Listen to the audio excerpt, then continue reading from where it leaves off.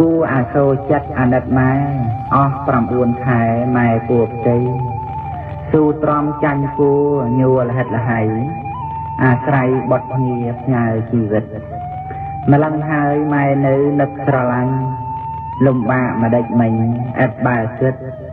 ទន្ទឹងឲ្យតែខែមកចិត្តចិត្តពិតចង់ឃើញបត់ពិសីពេលឆ្លងទន្លេម៉ែឈឺណាស់ឈឺក្រៃឈឺក្រាស់ហួសឧបមាស្ទើរផុតជីវិតចាកលោកីវិស័យមច្ចុរាជមករងចាំបើម៉ែបានឆ្លងផុតវាលធំម៉ែស្ដាប់កូនយំម៉ែចំណាំ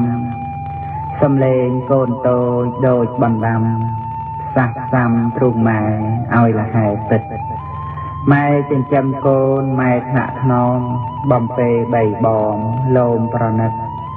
ឆ្លងកាត់តំណក់នៃលោហិតផ្ដិតដោយអរាដ៏ស្អាតស្អាត